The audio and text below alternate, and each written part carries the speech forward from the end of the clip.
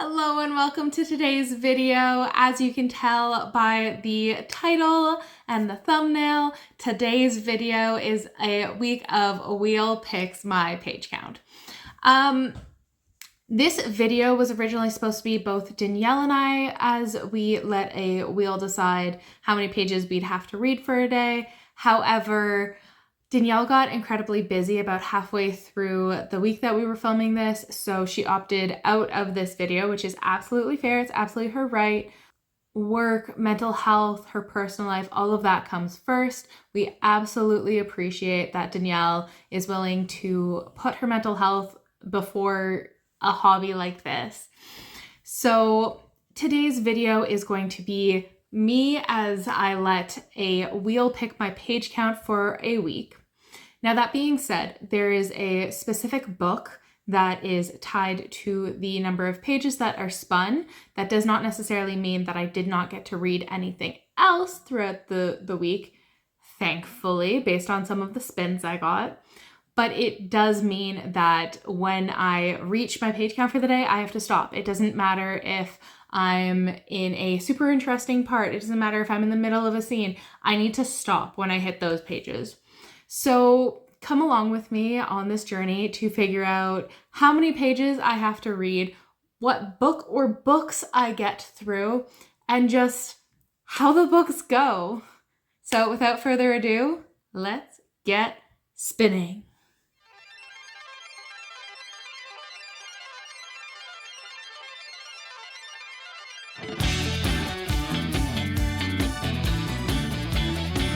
We are starting this challenge on Sunday, October 4th. So we're going to go until next Saturday, which is 7 days of this challenge, and I am very much looking forward to it. The book that I'll be reading for this challenge is The Housemaid is Watching by Frida McFadden. So this is the book that I'm going to spin the wheel for. It has just over 380 pages. It's got 383 pages in it. So I'm going to set up my wheel to look like that. And I'm going to put the wheel here. Here's how many pages I spin for. So as you can tell, for today's reading, I definitely got quite the number. I will be reading 220 pages in this book. You will see me pop in about every 50 pages or so with my thoughts on this book. So if you don't want to be spoiled for The Housemaid is Watching, maybe skip this video until after you've seen it, or at least my parts of this video.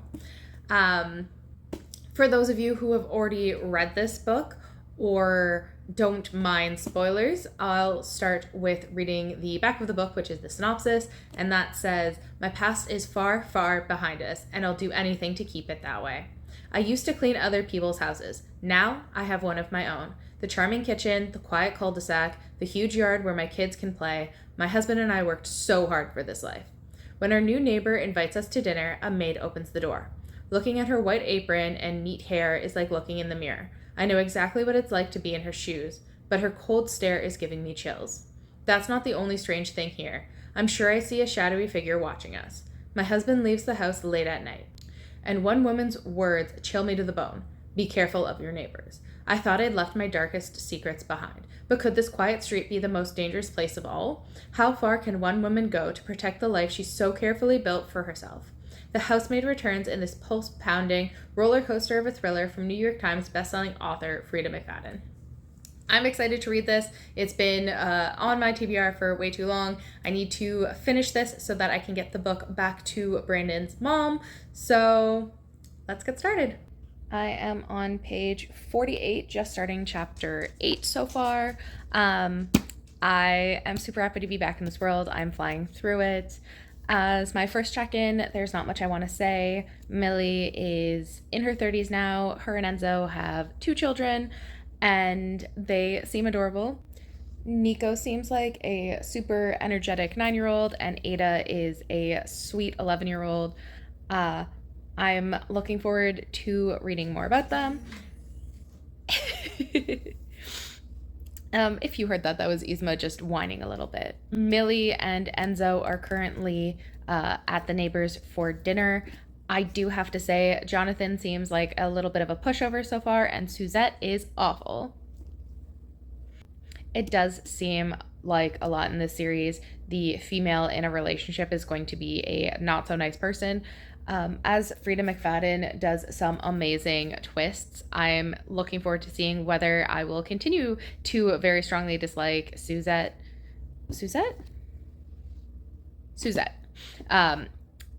As Frida does some amazing twists and turns in her books, I'm really excited to see whether I'm going to continue to despise Suzette throughout the entire book, because I am right at the beginning, or if there's going to be something that makes me change my mind. I'm only on page 75, so this is a very quick midway check-in. I just think it's so cute that when Millie confronts Enzo about Suzette and her flirting, his response is, "I'm scared of you, Millie." I'm scared of you, Millie Accardi. He mentioned that a little bit ago, but he's just gone to do landscaping at Suzette and Jonathan's house and didn't tell Millie about it. And she repeats his words in her mind, and her thought is, "And you should be," which is so funny. I absolutely love these people. I'm now just past the 100-page mark, and I am not feeling great about Enzo and Suzette's relationship. Not that I think that Enzo would step out on Millie, but it seems really weird. I guess I'll keep going, see what happens next. I am just past 150. I'm on chapter 28. I don't want this to be true, but I have to wonder if Enzo is having an affair with Suzette. And I know that's what Frida wants the reader to think, but something's happening. Enzo's constantly over there. Both Ada and Nico are acting up. They've been upset about things. Something that should have been exciting, the discovery of the room under the stairs. I mean, sure, the kids were under there and they were hanging out, but Ada seemed to have been crying before they were even found under there. Nico punched a kid at school and hasn't been eating dinner, hasn't been wanting to do stuff. Like, I have to question what's going on, that both kids and Enzo are acting strange. So technically, I'm supposed to read until page 220 today, but I've just gotten past page 210, and I've finished part 1 of the story. So what I think I'm going to do is pause here, and I'll read whatever number of pages tomorrow and add the 10 on, so that I don't have to sit here not reading pages, just because that doesn't really sound fun to me. I don't want to get 10 pages into part 2 and then just have to put it down. So I'm cheating a tiny bit because I'm not reading all of my pages today, but I will make up for the pages tomorrow when I spin the wheel again and get whatever number plus 10, so that I can read more than 10 pages at once. Like I said, I've just finished part 1 and I have thoughts. This book is trying super hard to make it seem like Enzo is cheating on Millie, and I don't want to believe that's the case. Like, it's very blatant if it is actually cheating. This is going to be heavily spoilery section, because I am going to say a couple of hypotheses. So while I've given a couple of spoilery things up to this point, this section right here, it's definitely going to spoil what I've read so far. Millie got home from work, and once again, Enzo was not home. Of course, she assumes that he's over with Suzette, so she goes over next door. She hits the doorbell, nobody answers, so she barges in and she finds Jonathan dead on the ground. Early on, when Millie mentioned potentially calling the cops when the kids were presumed missing, when they were under the stairs, Suzette seemed very freaked out to hear that the police might be coming. And I have a couple of theories based on what I've read so far. The first is that Suzette is not innocent. By that I mean she's done something in her past, something has happened. I feel like she did not kill Jonathan, but whoever's after her killed Jonathan, and she's run away to escape. I don't know if she's secretly Enzo's sister, which would be a crazy twist, and that moving in, they found each other again, so there's no affair, but that would be really creepy considering how often she checks him out, so I don't actually think that's the case. That would be kind of gross and weird if it was. I think Enzo is trying to play the hero again by rescuing Suzette from whoever is going after her. So something's going to happen. Enzo is going to be with Suzette, but it's not going to be cheating. I really hope it's not cheating. Yeah, those are my thoughts so far. We're going to keep reading later on this week and see where things land.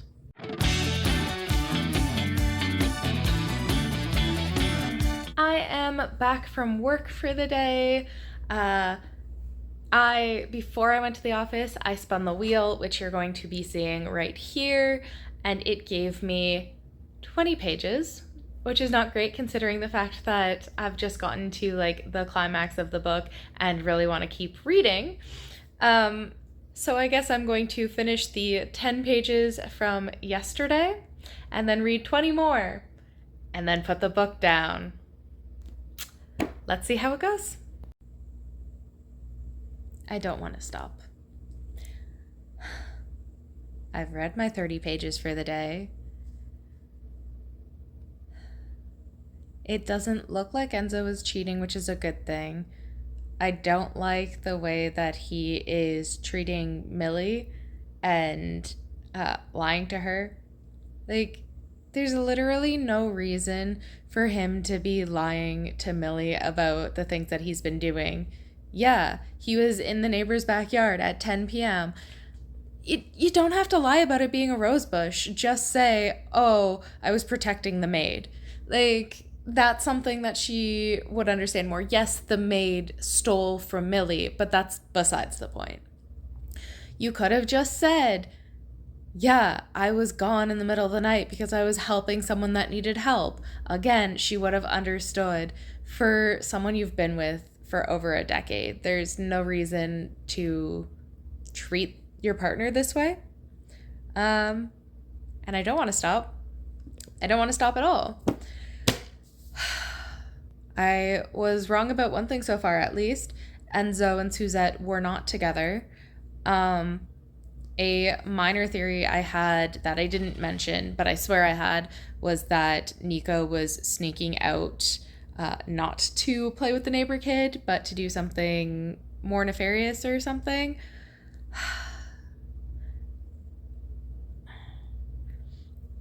I have a feeling that he was going next door to Suzette and Jonathan's house before Jonathan was killed.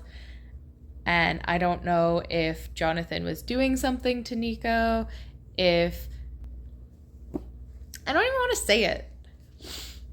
I don't know if Jonathan was abusing Nico or anything, if when Nico and Ada were in the room under the stairs, if Nico confessed to Ada what Jonathan was doing to him.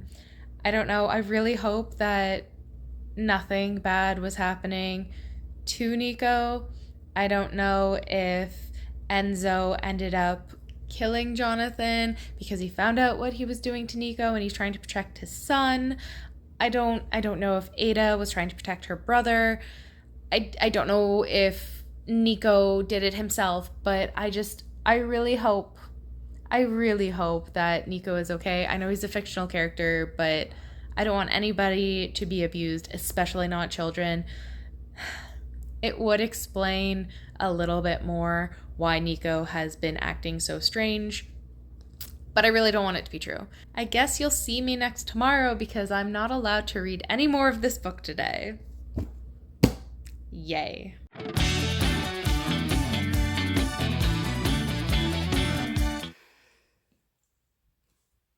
This wheel right here, this wheel that you're seeing right now, it hates me.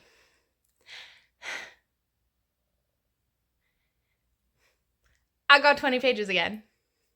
So, well, I guess I'll see you in 20 pages when I don't find out what's happening yet. I have finished my 20 pages. It was nice seeing Cece or Cecilia from the first book. I truly did not expect to see her after the events of the first book, so it's nice to see that she's still around. She's now a grown-up, an adult. She's got her life together, and it's super nice to see that. So that's my update for the 20 pages that I read. We learned a little bit more about Enzo's past, none of which surprised me. I kind of expected at least a little bit of what we found out about it. Maybe not the exact specifics, but I definitely expected something like that to come up. And yeah, that's my review of the last 20 pages, because that's all I got to read. Okay, so one thing that I want on the record while I'm reading this book, and something that I hope isn't true. If you're seeing this, then I decided to keep it in whether I'm right or not. If you don't see it, then it's because I didn't want this to be included, just because it's a really dark theory, and I really hope this isn't true. I have a suspicion that Jonathan was doing stuff or abusing Nico, and I don't want it to be true. I really don't want it to be true. And that's why Suzette no longer wanted Nico to help out around the house. Yes, he was breaking things, but like that's besides the point. I have a gross feeling that Jonathan was doing something to Nico. And when Millie found her children in the room under the stairs, Ada was crying because Nico told her the truth about it. I also have a feeling that Nico is the one that killed Jonathan, and that, either Nico or Ada. I'm more leaning towards Nico, but I wouldn't be shocked if it was Ada, because Ada is super calm and collected and super protective of her younger brother. But I have a feeling that one of the kids killed Jonathan, and Enzo is trying to cover it up.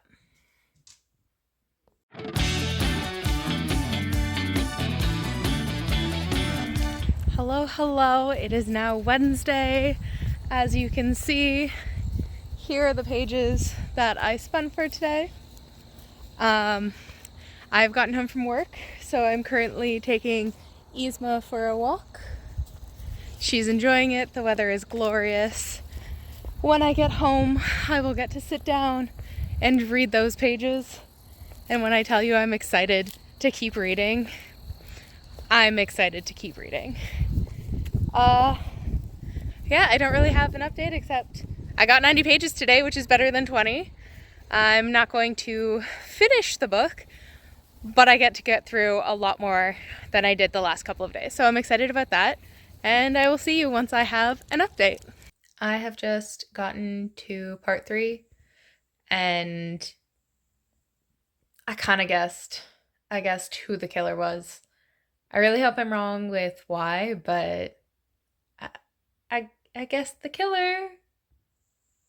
Yay. Okay, so I read my pages for today. Really, really good. I am so close to being done. I wish I could keep reading, but that's not this challenge. I wasn't exactly right about what was going on, but I was kind of right.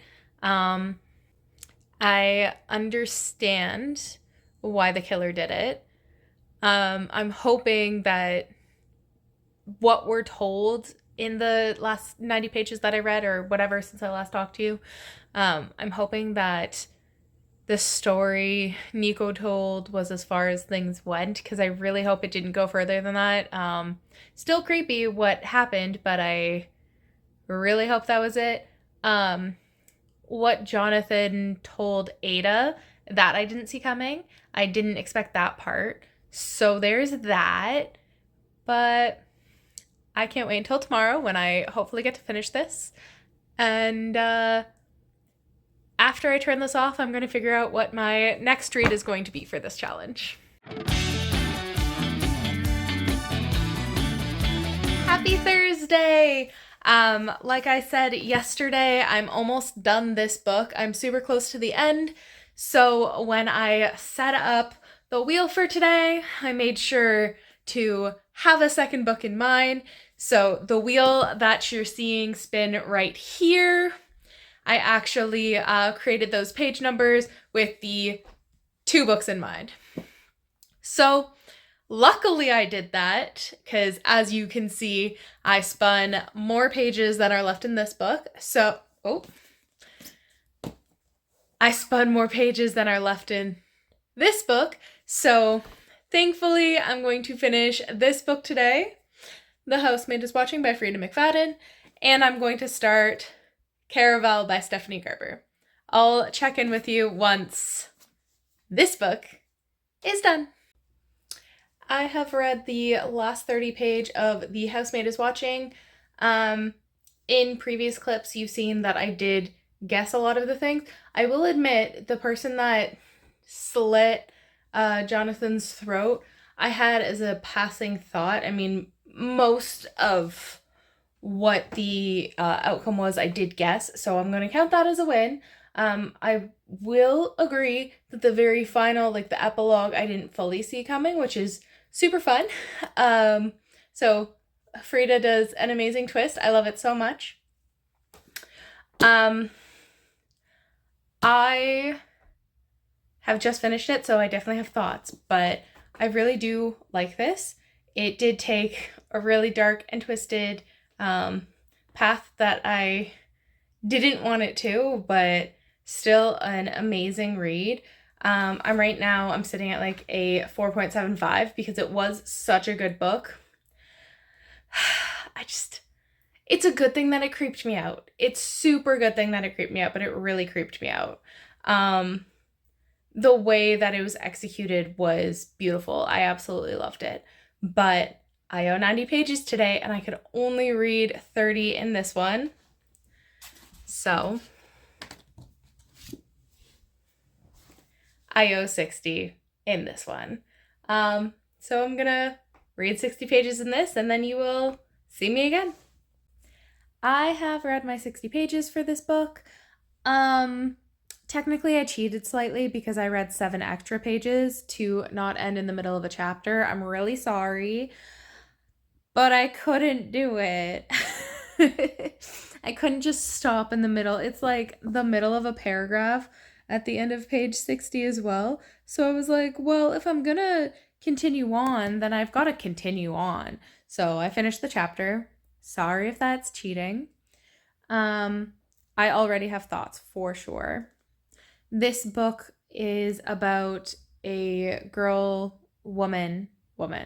This book is about a woman named Scarlett, as she's been trying to get to Caraval for years. It's run by this man named Legend, who has magic powers. Scarlett has been trying to get her and her sister Tella away from their abusive father, and the book starts with a couple of letters that Scarlett sends to Legend asking to be included in Caraval for a number of years. When Scarlett gets a response from Legend for the first time, she's super excited, and she goes to find her sister Donatella, Tella, whatever she wants to go by. She finds Tella, and Tella is with this guy named Julian. Right away was like, oh cool, that guy's Legend. Done. I mean, that is my wild theory right now, is that Julian is Legend and that he's gone to check on the girl that he's finally sent a letter to.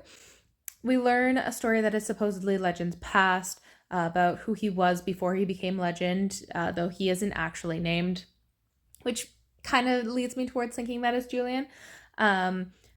This story mentions this woman named Annalise and how a Legend loved Annalise and had to choose between Annalise and his power. I have a feeling that Annalise is related to Scarlet and Donatella, and that's why they're being brought to Caraval this time. I don't know if it's going to be their mother or their grandmother. I know that the mother's name is Pamela, so I don't know if she's going by a different name, but that leads me to believe that like it is the grandmother.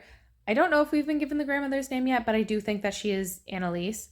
Um, I have a feeling that Scarlet is going to fall in love with Legend slash Julian. I think that she's not going to realize it until the like very last second that they're the same person. We're also never given Scarlet's fiance's name, so I kind of also wonder if Legend is secretly Scarlet's fiance. Yeah. The final thought that I have is about Caraval itself, and I have to wonder if Scarlet and Tella are going to end up competing against each other, even though they're going there together. I have to wonder if they're competing against each other to get the wish that's promised, and if it's going to change the fact that they like are trying to protect each other into like a full-out war.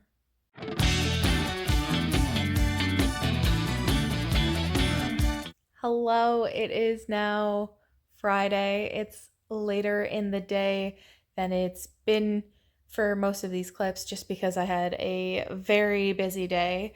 So I'm currently hanging out with my pumpkin and my book.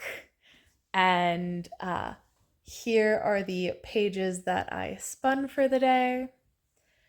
I am excited to keep reading more of Caraval and just see where things end up being. So the next time you see me, I'll have read a chunk of the pages that I am supposed to read today. You'll see me at the end of the pages if nothing exciting happens, but more than likely you'll see me at least once, just because this seems like a book that's going to have a lot to sort through, a lot of updates. So see you in the next one. I am back with an update. I have just gotten to the night of Caraval 1, so I finished what they call the Eve of Caraval. And Julian has helped Scarlet actually get to the game. So she needed to reach Caraval by a certain date and a certain time. She was only able to reach that with Julian's help. He almost didn't make it, pretending to be her fiance, of course, because the fiance got the ticket, not Julian. So they were able to get there together. As separate players, they have separate rooms. However, because they're pretending to be a couple, their rooms are connected, which I think is really cute. I'm interested to see how their romance goes throughout this book for sure. The Eve of Caraval ends with Scarlet finding where Donatella is after after they've been separated. Scarlet goes to find Tella in her room for the games, and Tella is in a room with a guy. I have a feeling that they're not actually having fun times like Scarlet seems to believe. I think that Tella is trying to fight off whoever is in there with her.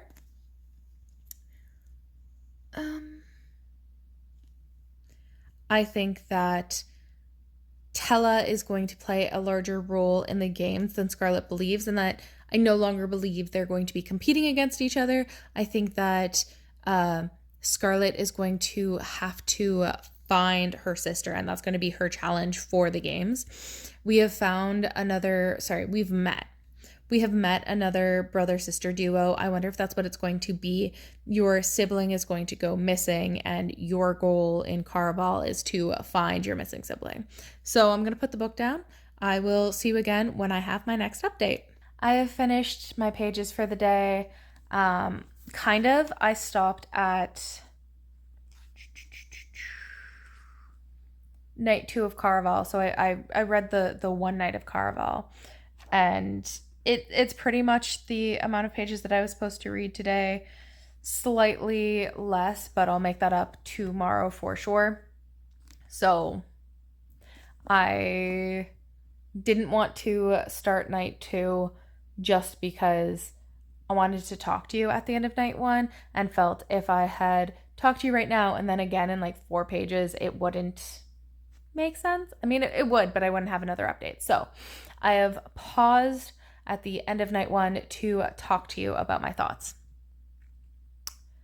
Julian is both helping and hindering Scarlet. I still think that he's going to be Legend, but I think that they're trying really hard to make it seem like he's not. Scarlet also thinks that he's going to lead her towards the next clue.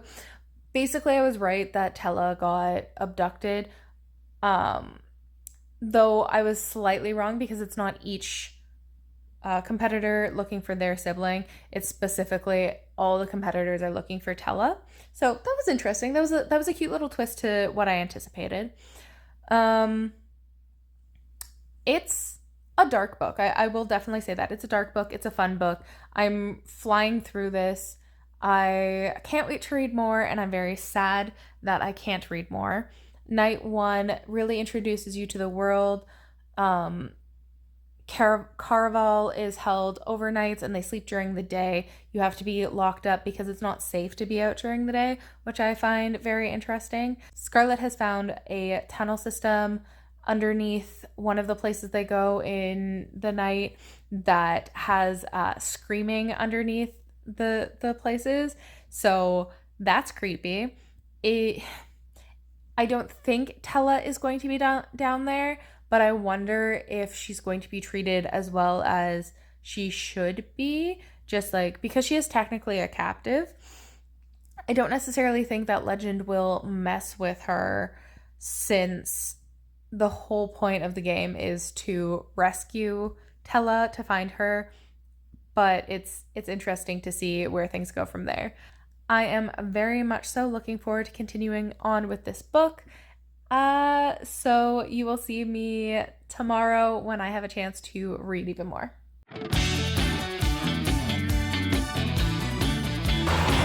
Hello, good morning. I know the final day was supposed to be Saturday, but instead I spent the day at the zoo with my family, and I think that is absolutely a valid reason to miss spinning the wheel. So instead, today is Sunday.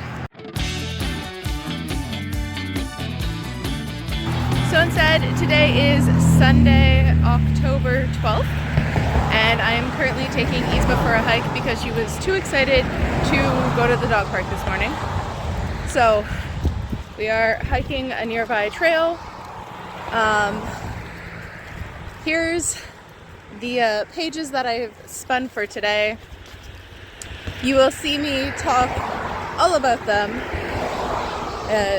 the next couple of clips, but for now I'm going to stop talking. I'm going to listen to some of the audiobook, and I'm going to enjoy the amazing nature with my dog, because it is a very pretty morning so far.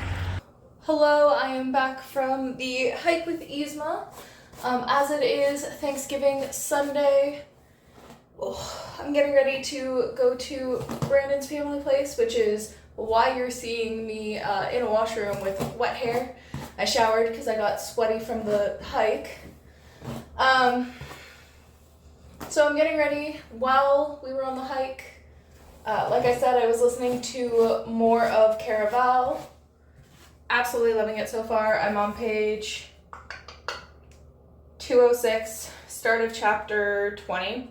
A couple of pages ago, there was a moment where Scarlet said, Scarlet didn't like being toyed with, but what made her even more uneasy was the question why, out of all the people in the world, Legend would choose to make this game about her and her sister.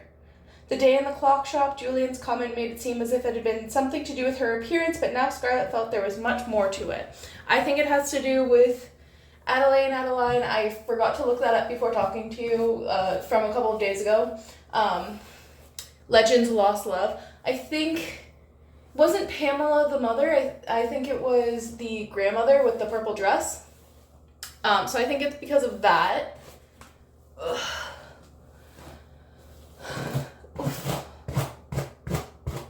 That one hurt. I think it's because of his lost love, and Scarlett is going to remind him more and more of her. Julian has shown to be really charismatic, a lot more mysterious than Scarlett believed he would be. And so things keep happening there. Scarlett is making her way further in the games, which is amazing for her.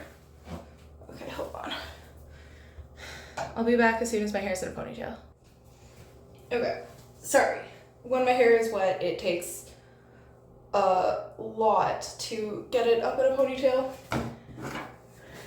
But because we're not gonna be home, I didn't want my hair to look like a bun. So yeah, Julian has proven he's more sneaky, conniving, whatever. There's more to him than Scarlett thought, which obviously I still think he's Legend. Legend is his name. I still think he's Legend. I don't know if when he's Julian he knows he's Legend or what. I know it claims that Julian has, oh my god, my hair is so not centered. Claims that Julian has played and lost the games before. I think that's Legend winning his magic but losing his true love. And this is him trying to get it back. Well, not the exact thing, but like the same kind of person. And I think that Scarlett is going to be a lot like her grandmother, and is going to be Legend's love. I think that when the fortune teller was telling Scarlett about who she'd married, he was talking about Julian / Legend, and that's why things are the way they are. I know I've said this before, but I'm just trying to recap. And I think that's what the book meant when Scarlett was like, oh, there's more to this than meets the eye. She has also met Aiko, Aiko, Akko person who is responsible for keeping track of Caraval's history. When I first saw her, I thought maybe it was Tella and her role in the game, but I'm starting to think that's less likely. Yeah, this book has one of the tropes that a lot of books have had, and that's like when someone tells you that they're going to take, oh, okay, no more tassel for me. When a character says that they're going to take days of your life or whatever, people always assume that it's going to be from the end of your life, but like, why would that be? It's obviously going to be either like right now or the prime of your life. Like something is going to happen. It's not going to be years down the line. Come on. So Scarlett has just given up 2 days of her life, and she is dying, and we'll see where that goes. Hello, we are back. It's very late, so I'm in my study. Brandon's getting ready for bed. I have finished my pages for Caraval and figured I should probably give you an update. So when I reached the end of night 2, right before it becomes day 4, we get a dream sequence where Julian is confirmed to be Legend, which I think is pretty cool. Then we have Donatella playing the role of Aiko again. So like, I'm wondering if Legend was hiding her in plain sight, or if it's just a way of Scarlett's brain making sense of what she's seeing. And then we've got confirmation that her grandmother is Annalise, which is really interesting to see that Scarlett's grandmother really is the one that sent Legend into a tizzy. After that, we get to day 4, which I would have probably given you an update just on the night before day 4, which if I wasn't, out with people. But then the next 50-ish pages that I read were very interesting. Scarlett and Donatella's father show up. We find out who the count is that she was actually engaged to, which was interesting. Julian claims he's not legend, that he's Rosa's brother, so maybe the reveal was a red herring. Don't know yet. I'm interested to continue on. I'm very close to the end. This is my bookmark here. This last sticky note. So I'm super close to the end now. Looking forward to finishing that up.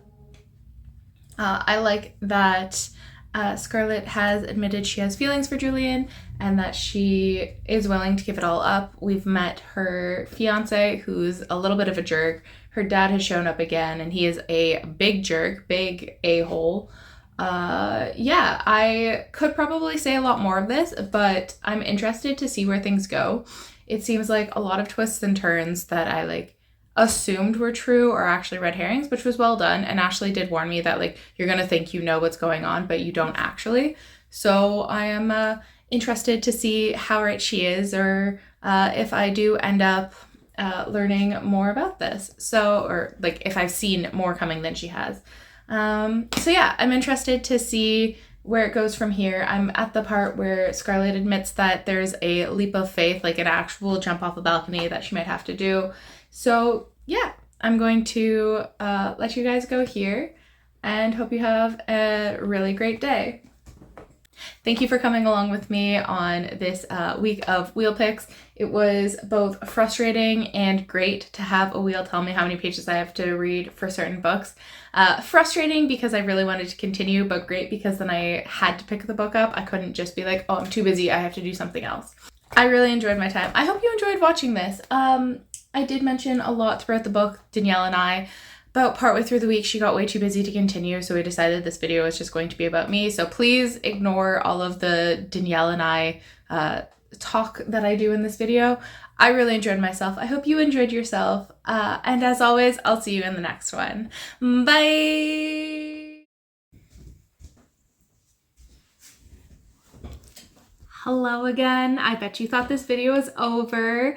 It is. I've done everything for the video that I should have, but I have now finished this book, and I figured I'd give you my overall thoughts, since it would be kind of cruel to leave you this far into the book, so about 100 pages from the end, without letting you know a little bit spoiler, but mostly spoiler free, my overall thoughts on this book. So, Caraval. First, I would like to say a huge thank you to Ashley for telling me that I should read this book. She was right. I really did enjoy it. Danielle has also recently read this book, and I know that she also enjoyed it. I will be seeing the girls the day after this video comes out, and I know that we're all looking forward to talk about the nitty-gritty of this book together. Overall, I did enjoy this book. I really did. I think I gave it a 4, but whatever my final rating is by the time this video comes out, I'll put it right here so you can see my official rating of this book. I liked the twists and turns, the way things come across, and all of the wonderful stuff that makes this book this book.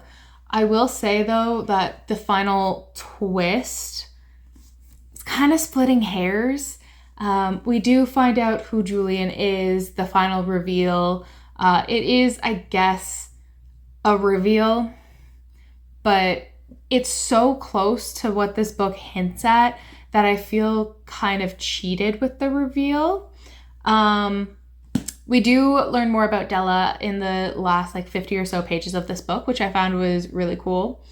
We learn more about Legend and what this year's competition was all about, all of these really interesting things. I found it super enjoyable to get through. When I wasn't recording this, I just flew through it. I was sitting in the same room as Brandon while he played a video game, and I had to tell him to stop talking to me because I was about 3 pages from the end of this book and I wanted to finish it. But yeah, it was really good. I will definitely be continuing on in the series. I can see why this is one of Ashley's favorite series of all time. There's definitely things that I discussed earlier in this video that I could like confirm or deny my guesses, but I think it would be more fun if you haven't read this book already to give it a go. Same thing with The Housemaid is Watching. I would hold that book up as well, but I returned it to Brandon's mom, so I don't physically have it in front of me. I just have this picture. But yeah, I really did enjoy the books that the Wheel got to pick my page counts for. I am super happy that I got to both of these books. I was excited for both of them. And what better month than October to read both a spooky book and a spooky book? So yeah, those are my thoughts. Thank you so much for sticking around even longer than the video itself. And I'll see you in the next one. Bye. Yzma says goodbye too.